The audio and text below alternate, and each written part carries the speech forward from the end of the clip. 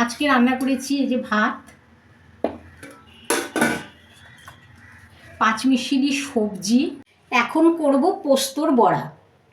এই যে পোস্তর কাঁচা লঙ্কা নিয়ে নিয়েছি, একটু জল দিয়ে বেটে নেব।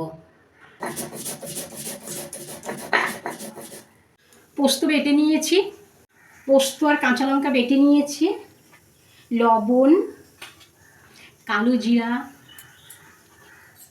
আর একটু আঠালো ভাব হওয়ার জন্যে ময়দা, না হলে আবার তেলে দিলে ছেড়ে যেতে পারে। একসঙ্গে মেখে নিলাম, এবার তেলে ছেড়ে দেব। সর্ষের তেল গরম হয়ে গিয়েছে, এবারে বড়াগুলোকে একে একে ছেড়ে দিচ্ছি।